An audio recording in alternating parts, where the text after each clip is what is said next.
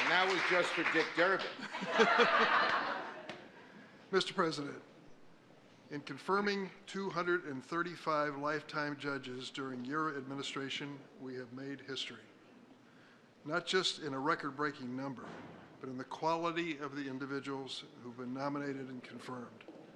I've served on the Senate Judiciary Committee for some time. As a matter of fact, all three of us have served on that committee for some time. And I think personally I probably reviewed over 1,000 judicial nominees in the committee and on the floor. The record is clear. The nominees of President Joseph Biden to the federal bench represent the best of the judiciary, the best of America. When I became chair of the Senate Judiciary Committee, filling these vacancies and bringing balance to the court was the highest priority. We faced some extraordinary challenges.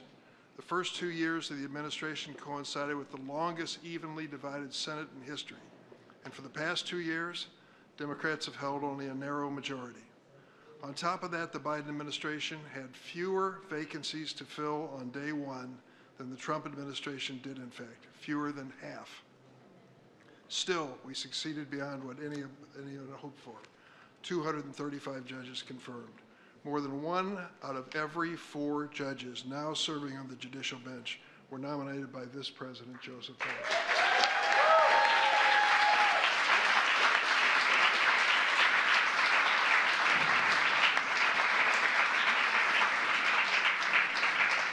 Because of the arcane and challenging rules of the Senate Judiciary Committee, the Democratic members had to be literally sitting in their seats when the roll call was taken for each and every nominee, 235 times. And for that and so much more, I give you a second, if you will, to remember the names of those who served so well. Dianne Feinstein, Sheldon Whitehouse, Amy Klobuchar, Chris Coons, Richard Blumenthal, Mazie Hirono, Cory Booker, Alexei Padilla, John Ossoff, Senator Butler, and Senator Welch. They deserve a round of applause.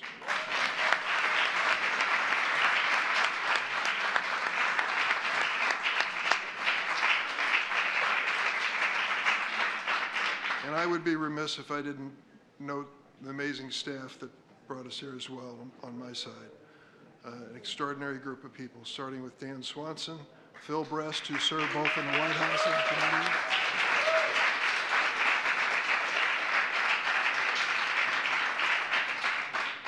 Sarah Bauer, Rochelle Yolandi, Charnel Darnbach, Stephanie Angel, Jess Clay, Malik Simmons on the whip's part on the floor, and of course Joe Zogby, the staff director.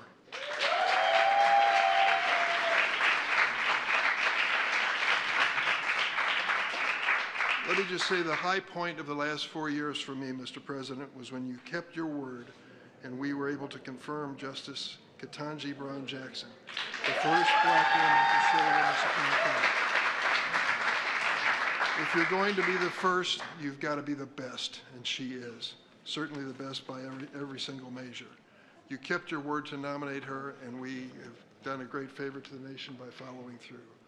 Let me say in closing this. We are proud of the fact that these nominees had bipartisan support. More than 80% of them received bipartisan support for passing. I also want to thank my friend and colleague of many years, Chuck Schumer. I nagged him and beat up on him and twisted his arm and did everything I could to get our nominees on the calendar, and he came through with flying colors. In fact, in the closing weeks of this session, that was really the focus of our activity, to make sure that we reach this 235 number. Thanks, Chuck.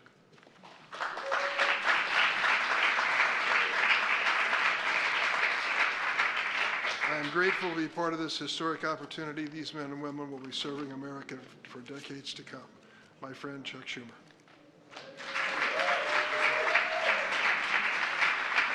Well, thank you. Thank you, everybody. It's a great day, and I thank everyone for being here. First, let me begin by thanking President Biden. We are here today because of your leadership, Mr. President. With President Biden working by our side, Senate Democrats have confirmed 235 judges, more than any majority has confirmed in decades. This is historic.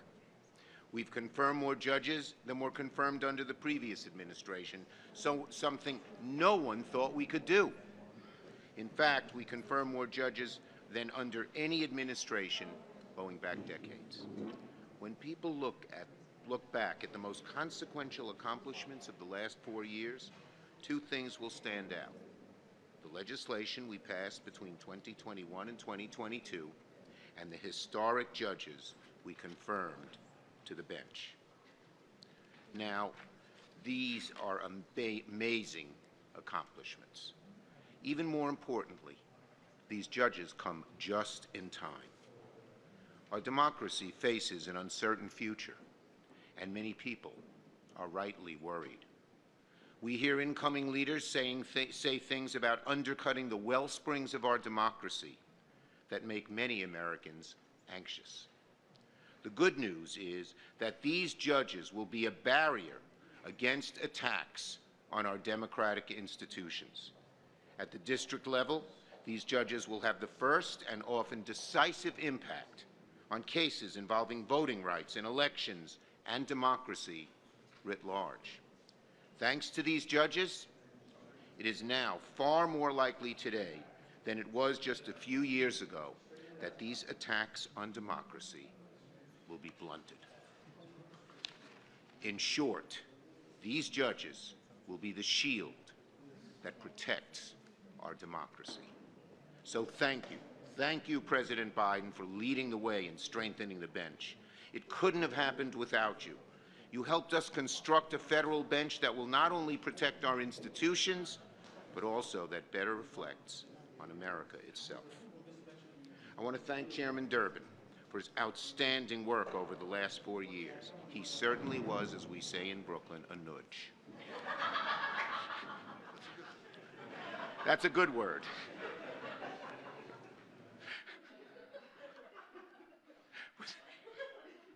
Without Chairman Durbin, we could not have confirmed so many judges in such a short amount of time. He's been an excellent and diligent partner every step of the way. I want to thank all of his staff and the judiciary staff and my staff, Evan, who was here, my great counsel, for the great job they have done. I want to thank also Vice President Harris, who helped us confirm many of these nominees by a deciding vote. Many of them were 50-50.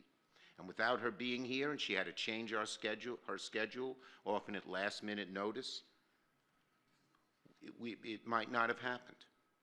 Finally, thank you to all my colleagues on both sides of the aisle. As Senator Durbin noted, we did have some support from a group of Republican senators, and that helped us. So we thank that as well. Now, it is my pleasure, my sincere pleasure, to turn it over to the person who's led the way in this great effort, our President Joe Biden. Mr. President, what you have done in confirming what you have done in confirming a record number of judges will be one of the most important hallmarks of your legacy, which is, of course, very large and impressive. So thank you for your leadership all these many years. Let us welcome our great President, Joe Biden.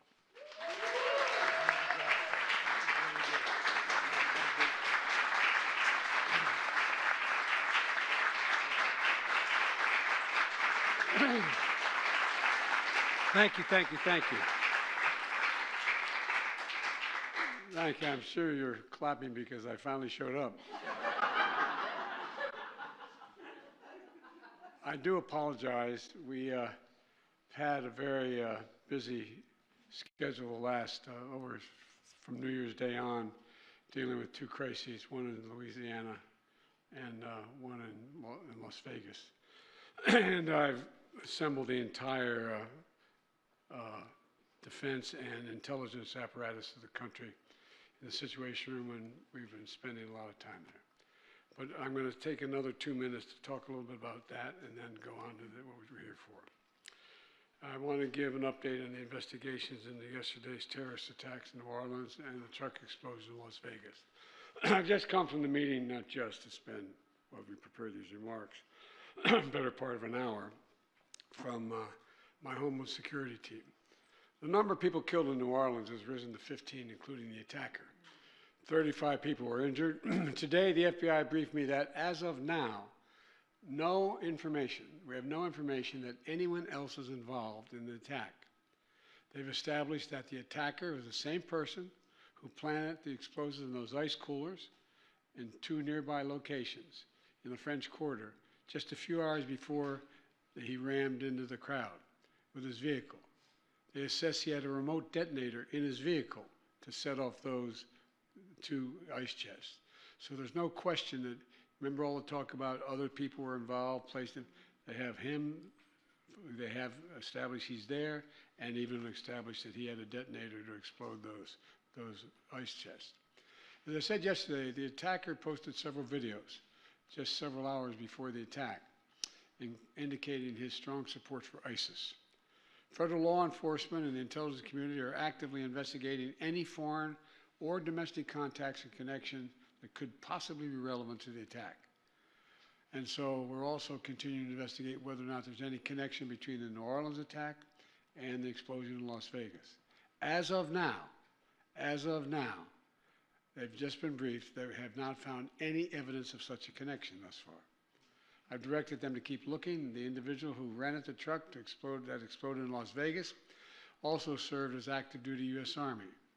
And the FBI is working with the Department of Defense on investigating, including the service members' possible motives and all those he worked with, who served with him, with things he'd say and do.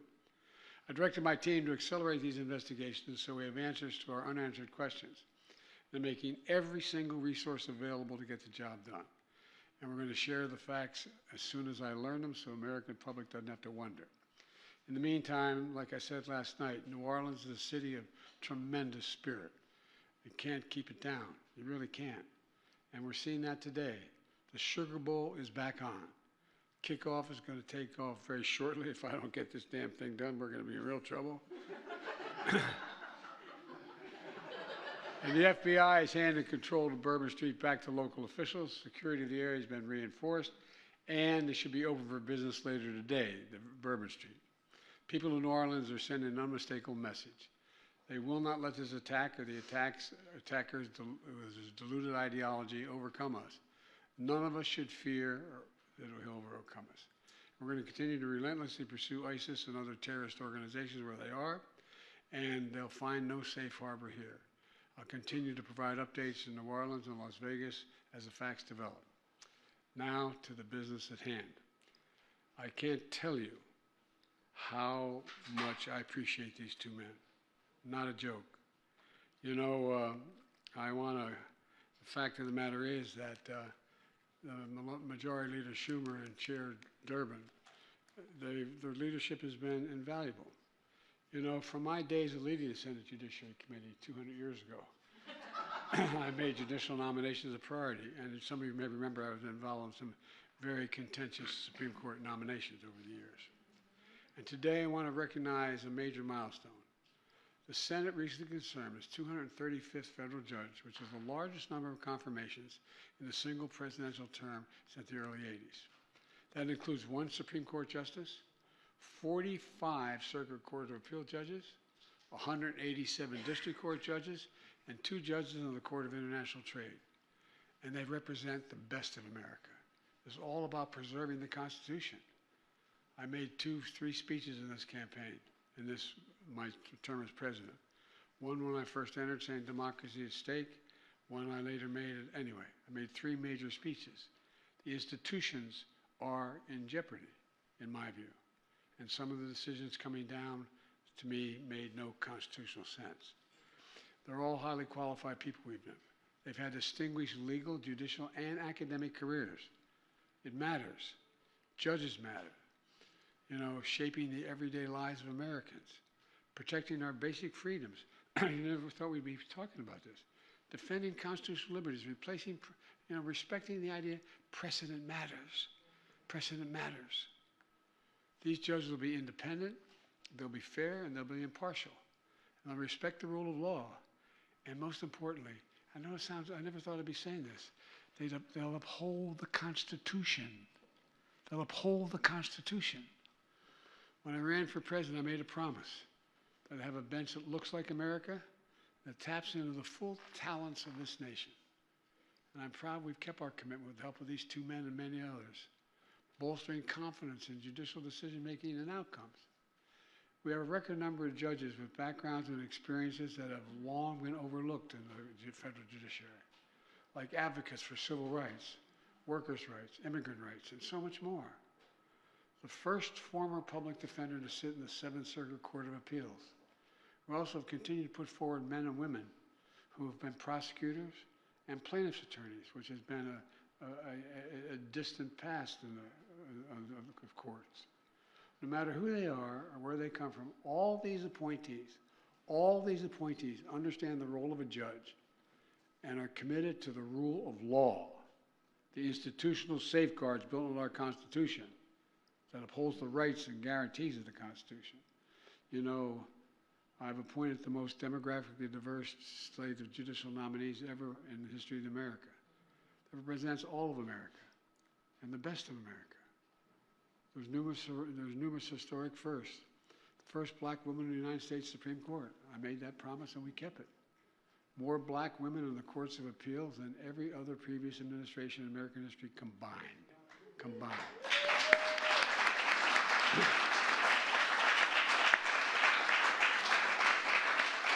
Other historic firsts for Hispanic Americans, Asian Americans, Muslim Americans. The list goes on.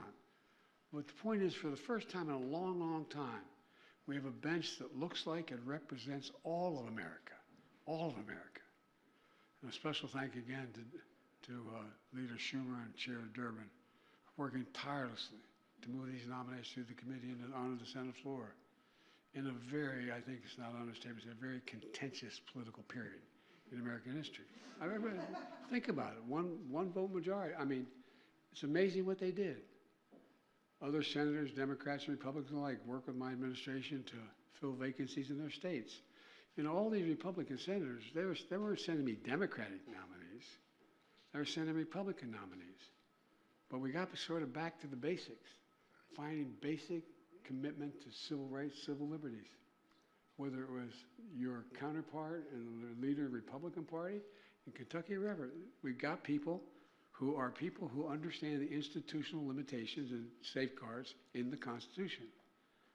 I don't want to get anyone in trouble. This includes some of my conservative friends in Indiana, Oklahoma, South Dakota, and Texas. But they're also got appointed, and they're not Democrats. But they understand the institutional structure of the court. Together, these judges are going to hear cases on issues ruling from everything as whether Americans can cast their ballot. I mean, literally, how they can cast their ballot, when it will be counted, whether workers can unionize. I thought we settled that in 1934. And make a living wage for their families. Whether children can breathe clean air and drink clean water and be mandated by the Congress to do so. These judges also are a vital check on the excesses of other branches of government, including Congress and the executive branch when they overreach and run afoul of the constitutional and institutional safeguards. So let me close with this. I'm proud of the legacy that we'll leave for our nation as relates to judges. And I'm proud of the men and women who stepped forward and heeded the call to serve. I really mean it. Think about it. If I looked at some of you and said, I want to nominate you, you said, in this time? No, I'm serious. Well, I mean, I know this room is probably the only room that fully would understand and comprehend that. And folks, I know they'll continue to uphold our nation's founding principles of liberty, justice, equality, and do it for decades to come. As we say in my own neighborhood, it's a big deal. It's a big deal. And I, bless me, Father, for I have sinned. But all kidding aside, I'm really proud of the caliber, capacity, willingness, and the academic backgrounds of all these men and women we appointed. In fact, we appointed more women than others. It's just because I was raised in a household where all the women are smarter than all the men. But all kidding aside, I really think we'll be proud of these women and men that have been appointed.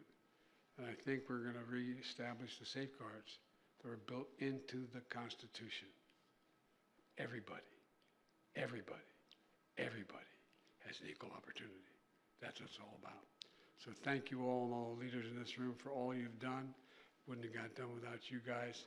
Thanks for the recommendations and all the help. But most importantly, these two guys.